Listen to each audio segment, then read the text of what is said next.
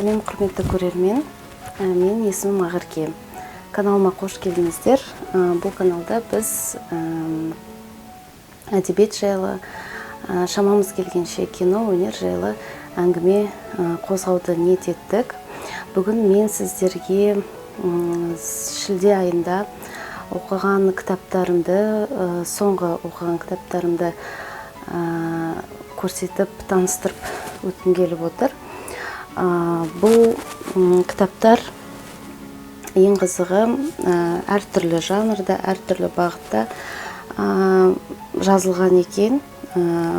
Ойда жоқта, жазғы демалыста өзіме рандомно дейді ғой, таңдап алған кітаптарым еді. Кейбір арасында бір кітапты мен бұған дейін жаздың басында оқыған болатынмын. Есімде қалған ең сәтті, ең әдемі кітаптарды сіздерге қазір таныстырып өткім келіп отыр.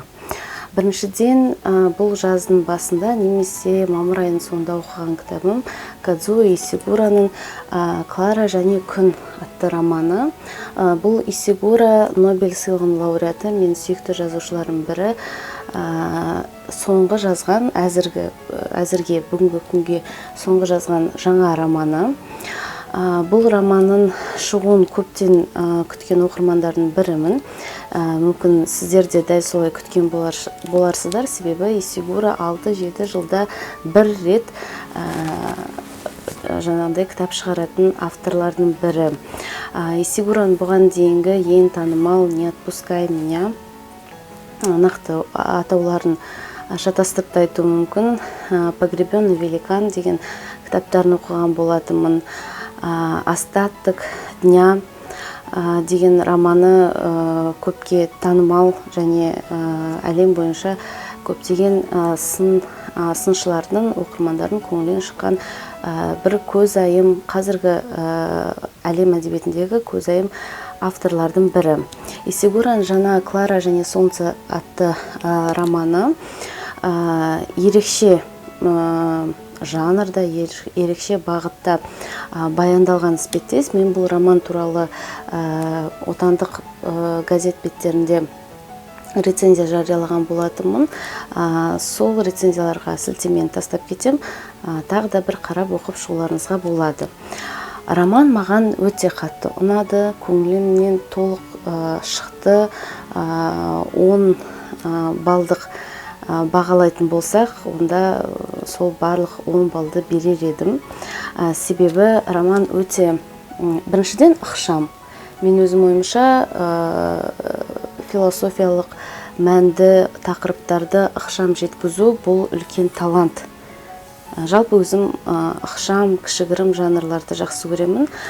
Роман небәрі 300 беттен құралған. Шатаспасам, 300-320 беттей. Бұл романда Кадзуо Исигура роботтар жайлы айтқан екен. Антиутопиялық роман, белгілі бір болашақта, келер шақта адамзаттың өмірінде роботтардың алатын орны, олардың жаңағы істейтін қызметі артып түседі екен. Исигураның баяндауы бойынша, және әр баланың жаңағы бір қараушысы, күтушісі ретінде ата-аналар үйіне роботты сатып алады екен. Роботтар адамға ұқсайды, дене бітімі де, сана сезімі де әжептәуір жетілдірілген, үздік технологиялардың нәтижесі ретінде шығарылған технология болып саналады екен. Клара сол осы романда басты кейіпкер болып баяндалатын роботтың есімі. Ерекше роботтардың бірі кішкентай бір қыздың жанында күтушісі болып жаңағы бір үйге алынады. Бірақ ол заманда тек қана роботтардың бар болуы, немесе сол роботтардың қаншалықты үлкен роль атқару қоғамда, бұл тек басты тақырып емес. Одан бөлек мені қатты таңғалдырған сол жаңағы ойланып ойлап табылған келешекте ата-аналар, жалпы адамзат өз балаларын редакциялайды, яғни гендік редакцияға береді екен. Роботтар көбейген сайын әрине де адамдардың қызмет көрсету сапасы төмендей бастайды, сондықтан да жаңағы бәсекелестікті қалыпты жағдайда ұстау үшін адамдарды да өмірде қажетті бір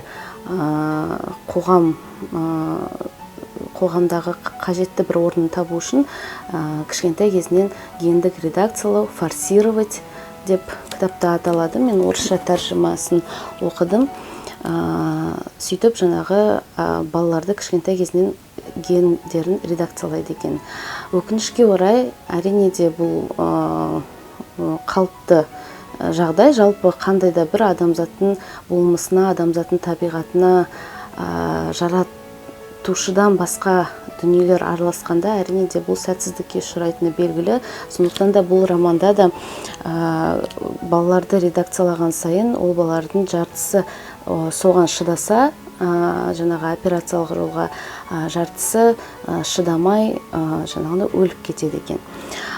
Жалпы бұл спойлер емес, ары қарай жаңағы тырнақшаның ішінде айтқанда қызықтың бәрі басталады. Бір отбасыға Клара деген робот келгеннен кейін оның функциясы тек қана сол отбасыдағы балаға қарап бағу, көмектесу ғана емес, одан да басқа оймен алынғаны белгілі болады. Және де дәл сол уақытта ол Клараны неге сол отбасыға әкелді, ата-анасының ойы қандай екенін білген шақта әрине де бір қатты таңғалып, жаңағындай өзіме бір үлкен серпіліс берген сәттердің бірі болды. Роман өте жеңіл жазылған. Ең қызығы, білесіздер, Исигура ағылшын, жапондық, түп тамыры жапон, ағылшын жазушысы, бірақ бұл роман орын алуы Америкада сипатталады екен. Яғни романның сюжеті Америкада орын алады. Кітаптың сыртқы келбеті жаңағында оригинал басылымына ұқсайды. Орыс тілінде осылай басылып шығарған екен. Инспирия атты басылымнан өте әдемі, сапалы кітаптар. Міне осындай супер обложканың ішінде қарап отырсаңыздар, міне осындай белгісі де бар, қол және күн. Романда күн бейнесі, күн образы да өте ерекше сипатталады. Себебі жалпы білеміз, күн әлем әдебиетінде, қазақ әдебиетінде болсын, белгілі бір символдық функциясын атқарады. Күн құдайы деген образ бар.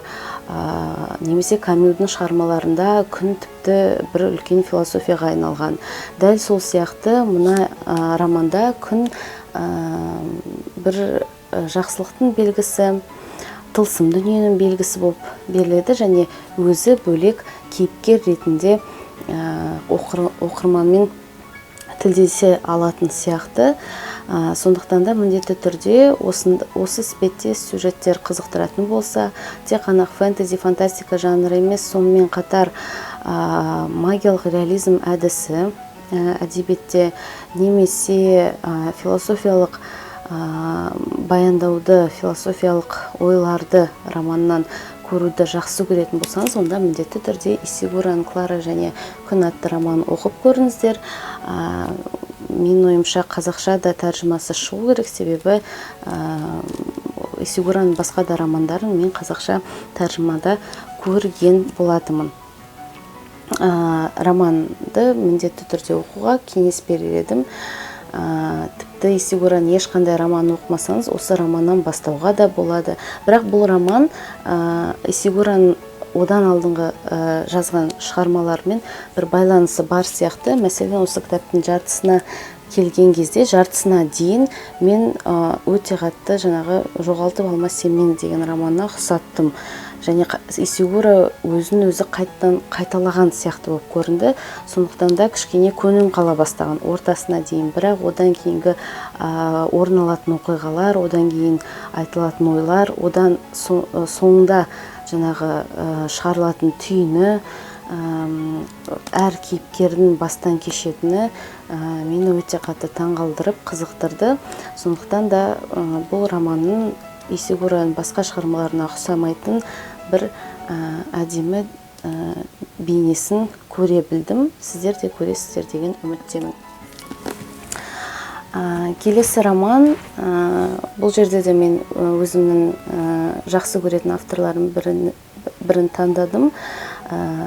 Көптен бері өзім оқи алмай жүрген, оқуға уақыт таба алмай жүрген романдардың бірі, америкалық классиктердің бірі Джон Стейнбектің «К востоку от Эдема», немесе кейбір орысша тәржімаларда «К востоку от рая» деп аударылған екен. Мен бұл романды интернет желісінен телефоныма жүктеп алған болатынмын басында, бірақ көлемі біраз үлкендеу болғандықтан міне бір мұншама бөлшегін телефоннан оқыған болсам, кейін өзіме романды осындай кітап түрінде сатып алып оқығанды жөн көрдім және дұрыс жасаған сияқтымын. Себебі бұл жерде түртіп алатын ойлар, міне қарап отырсаңыздар, қаншама стикермен белгіленген, қарындашпен отырып оқуға тұрарлық бір романдардың бірі екен. Стейнбек классик, Америка әдебиетінің классигі және классиктердің ішінде ең жақсы, кең көлемді оқылатын авторлардың бірі. Себебі қазір YouTube-дағы жаңағы кітап обзорларын ашып қалсаңыз, немесе Instagram-нан, кез келген әлеуметтік желіден кітап туралы ақпарат іздесеңіз, көп оқырмандардың осы Джон Стейнбектің шығармашылығына қызығушылық танытатынын байқайтын боласыздар. «К востоку от Эдема». Стейнбек өзі бұл романды өзінің ең басты шығармаларының бірі деп айтқан екен. Бұнымен қаншалықты келісуге болады білмеймін, себебі Стейнбектің басқа да мен жақсы көретін шығармалары бар. Кішігірім ғана повесі, адамдар мен тышқандар туралы повесі бұл романнан қарағанда маған көбірек ұнаған сияқты. Дегенмен де кітапты оқығанына өкінбеймін. Тек қана мынандай бір жағдай бар. Постмодернизм, немесе жаңағындай современный қазіргі заман прозасынан оқып, тұспалдап ойларды жеткізу, немесе жаңағы аллюзиялық реминисценция дейміз, яғни жасырын ойларды қалдыру сөз арқылы, ой арқылы, көркем бейнелер арқылы. Бұның бәрі бар болғанмен автор соңына дейін әр ойының түсіндірмесін беріп отыратындай болады. Жалпы Стейнбектің «К востоку от Эдема» романы отбасылық сага деп те атауға болады. Бірақ отбасылық сагаға әрине де, яғни сол жағынан қарайтын болсақ, көлемі жеткіліксіздеу. Бұл жерде тек қана екі отбасы туралы айтылады. Бірінші дүниежүзілік соғыс кезіндегі Стейнбектің өзінің туған жері Калифорния штатындағы Салинас дейтін бір мекен жайлы, сол жерде өмір сүретін екі отбасы жайлы айтылады. Гамильтоны, Траск отбасылары бір-бірімен байланысты емес болды көп уақыт бойы, яғни алдыңғы толқынды айтып келгенде, бірақ одан кейінгі балалардың арасында өмір жолы әртүрлі кезеңдерде тоғыстырып, тағдырларын бір-біріне байлап қоятын байқаймыз. Бұл романның басты тақырыбы адамзатқа ортақ әбіл мен қабыл хикаясы осы романның бір негізі ретінде құралған екен. Романда мәселен әр қашан екі ағайын туралы айтылып отырады. ағайынның арасындағы келіспеушілік, немесе қазақта айтады ғой, бес саусақ бірдей болып тумайды. Әр отбасыда ағайын бірдей болмайды, бес саусақ бірдей емес дейді. Сол сияқты осы Джон Стейнбек шығармасында да ағайындар арасындағы проблема, тұрмыстық болсын, тіпті әлеуметтік болсын, философиялық, романтикалық, өмірлік бір бітпейтін сауалдардың арасында, ағайындар ішінде қандай тартыстар, қандай қиындықтар, қандай әдемі сезімдер болатынын баяндайды. Маған бұл романның жазу стилі, жалпы сюжеттік құрылымы өте қатты ұнады. Себебі көлемі мәселен кішкене үлкендеу болса да, бір 900 мың бетке таяу. Бұл романды бір демде тоқтамай оқып шықтым. Тіпті қалауымыз, уақытыңыз болып жатса, бір-екі күнде тез оқып бітіре аласыз. Себебі сюжеті өте қызықты, тартымды, тұшымды, барлық жағынан қалай қарасақ та өте әдемі жазылған кітаптардың бірі. Мәселен, қараңыз, бірінші бетін ашқаннан бері, мысалы мен осыны жүктеп алғаннан кейін, бірінші бетін, бірінші жаңағы абзацтарын оқығаннан кейін ақ осы романды соңына дейін үлкен қызығушылықпен оқитыныма сендім. Мәселен, қараңыздар.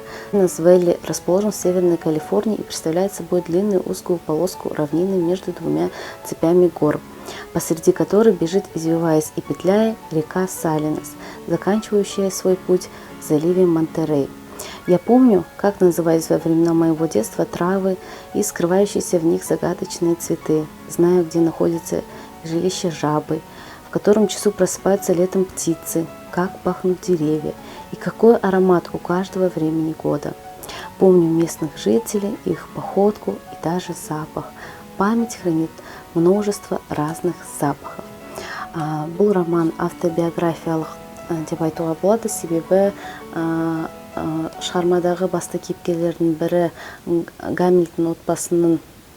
Гамильтон отбасыларының жаңағы отағасы Стейнбектің нағашы атасы болып келеді екен. Стейнбек бұл жерде өзінің анасы туралы бір-екі ауыз сөз айтып өтеді, нағашы атасының өмірі жайлы, және сол нағашылардың жанында көрші болып орналасқан Трасктар әулеті жайлы айтады. Бір-екі жерде камео ретінде Стейнбектің өзі де романда көрінеді, бірақ өзі туралы көп сөз қозғамайды. Романның жартысы бір толқынға, екінші жартысы жастар толқынына арналған болса, сол екінші жартысы туралы голливудтық классика кинолардың бірі Джеймс Диннің қатысуымен экранизациясы бар. Экранизацияны да қарадым, тамашаладым, өте керемет, бірақ барынша еркін бейнеленген кинолардың бірі екен. Сондықтан да егер киносын көріп, кітабын оқысаңыздар, немесе кітабынан кейін киносын қарасаңыздар, екеуінің арасындағы айырмашылықтар көп екенін сезесіз, және екеуі бір-бірін жаңа жоққа шығармайды. Кітап та киноны жоққа шығармайды. Кино да кітапты оқымастан бұрын сізді бір белгілі тұжырымдарға әкелмейді. Сондықтан да екеуін екі түрлі дүние деп қарастыруға болады. Әбіл мен Қабылдың хикаясы бұл жерде өте әдемі бейнеленген. Жалпы әкелер мен балалар арасындағы қиын қарым-қатынас бейнеленген. Бұл әрине де көптеген картиналарда, көптеген аңыз афсаналарда, романдарда, классикалық дүниелерде және қазіргі заман әдебиетінде де қолданылатын мотивтердің, тақырыптардың бірі. Сондықтан да бір өлмейтін тақырып, айтатыны бар, айтатыны сарқылмайтын, таусылмайтын тақырыптардың бірі болғандықтан сізге де осы Джон Стейнбектің «К востоку от Эдема» романын оқып көруге кеңес берер едім. Жалпы бұл туралы кеңірек айту үшін бөлек видео керек. бірақ мен роман туралы қысқаша ғана рецензияны Instagram парақшамда жазып өттім. Сол жерге өтіп қарауларыңызға болады. Бұдан кейін мен Джон Стейнбектің бүкіл шығармаларын міндетті түрде оқып шығуға бел будым, және 1-2 кітабын осы күннен бастап тапсырыс беріп қойдым. Келесі кітап мен жалпы оқырмандық күнделігіме біраз сай келмейтін, немесе өзімнің өмірімде оқыған кітаптардың арасында ерекшеленетін кітаптардың бірі, себебі бұл классика емес. Көбіне мен классикалық шығармаларды оқығанды жақсы көремін. Екіншіден, бұл жаңа есім, жаңа автор, және тақырыбы да мен үшін өте жаңа. Дженнифер Робсон, канадалық жазушы, және оның «Платье королевы» атты романы. Шыны керек, Инспирия редакциясы, басылымы өте әдемі жаңағы кітапты безендіреді. Сондықтан да осы кітапты алуыма кітаптың сыртқы бейнесі себепші болды. Жалпы қазіргі таңның өзінде Англиядағы патшалық дәуірдің орын алуы, Англия патшайымы болуы, немесе принцессалардың өмірі, ханзадалардың, ханшайымдардың өмірін бақылап қарап отыру меніңше өте қызықты. Тарихты жақсы көретін оқырмандар үшін, және де оның ішінде Англия патшалығы, патшайымы туралы оқығысы келетін адамдарға осы кітапты кеңес бере аламын. Бірақ бұл кітапта ешқандай да керемет сюжет, немесе әдеби көркем тәсілдер, образдар табу қиын. Қарапайым тілде жазылған, қарапайым өмірлік тұрмыстық жағдайлар, екі тігіншінің өмірі жайлы, екеуі құрбы болады. Екеуі де соғыс кезінде, соғыстан кейін бір тігіншілер үйінде, яғни модный дом дейді, сән үйінде қызмет етіп, сол кезде принцесса, ол кезде принцесса, қазіргі кезде жаңағы патшайым Елизаветаның неке көйлегін, жаңағы үйлену тойында көйлегін тігуге тапсырыс алады. Көйлегінің тігуінің өзі тарихы, қаншама қызықтары бар, сол туралы айтылған. Жалпы бұл романды оқығаннан кейін мен ақпарат алдым деуге болады. Яғни бір терең ой түйдім, немесе керемет бір әдеби шығарма оқыдым деп айта алмаймын. Бұл ақпарат көзі сияқты. 40-50 жылдардағы Англия, ол кездегі жаңағы халықтың, және қазіргі заманға дейін халықтың осы Англия патшайымына деген үлкен махаббатын осы роман арқылы көруге болады. Жалпы патшайым, мысалы Елизавета патшайым, халық үшін тек қана патша емес, ол бір үміттің белгісі сияқты. Өздері жоқ болып жатса да, жейтін тамақтары жетпей жатса да, киетін киімі жетпей жатса да, 40-50 жылдар қиын заман болса да, Елизаветаның үйлену тойы халық үшін бір үлкен серпіліс іспеттес болды. Сондықтан да бұл романда осындай шынымен де іштен, яғни ағылшындардың ішкі жан дүниесін, сол қоғамның, яғни ішкі жеке адамның емес, қоғамның жан дүниесін, әлеуметтік түсініктерін, әлеуметтік сауалдарын тереңірек түсіну үшін бұл романнан көп ақпарат алуға болады. Роман 3 әйелдің атынан, яғни өз атынан емес, автор баяндайды. 3 әйелдің тағдыры туралы айтады. Әр бөлім сол 3 әйелдің атымен бөлінген. Энн, басты кейіпкер деп айтуға болады. Екінші Мириам. Мириам Франциядан жер аударып келген еврей, қашып келіп осы Англиядан пана табады. Және канадалық аты қалай еді? Хизер. Хизер Канадада 2016 жылы сол Энн мен Мириамның хикаясын ескі бір жазбалардан, ескі дүниелердің ішінен тауып алып, Энн Хизердің нағашы әжесі болып келеді. Сол 2016 жылы осы 40 жылдары болған оқиғаны зерттелу үшін Англияға аттанады. Сол кезде жаңағы 3 әйелдің тағдыры жеке-жеке баяндалып, бір келеңсіз жағдайлардан себебімен немесе жақсы жағдайлардың себептермен орын алған оқиғаны осы романда 3 жақты етіп баяндайды. Бірақ мен бұл сияқты кітаптарды оқуға енді біраз қарамайтын сияқтымын, себебі тек қана осындай бір әдемі қызықты болып көрінді сыртқы бейнесіне қарағанда. Дегенмен де бұндай романды оқығаннан гөрі басқа бір классикалық дүниені 20 ғасырды немесе классикалық, қазіргінің өзінде классикалық жазушы болып, мәселен Исигуро сияқты авторларды оқуды таңдар едім. Мына романның ішкі жағында осындай әдемі супер обложканың ішінде әдемі вышивка дейді, кестесі бейнеленген. Осы кесте туралы да айтылады. Жалпы осы бұл жазушы ретінде де бұл іспеттес романдарды да іздеп оқимын деп айта алмаймын, бірақ өзіме ақпарат көзі ретінде қызықты болды. Себебі білесіздер, соңғы кездері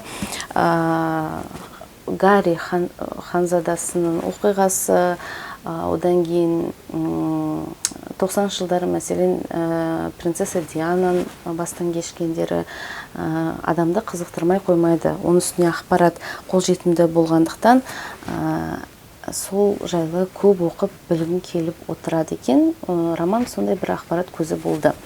Және бұл романды мен Netflix'та бір танымал сериал бар, Корона, тақ деп аталама, қазақша білмеймін.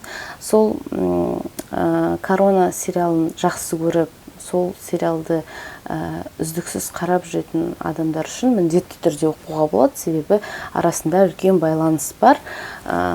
Сол сериалды көріп, бақылап жүргендер міндетті түрде осының ішінде болып жатқан әңгімені 100%, 200% түсінері анық.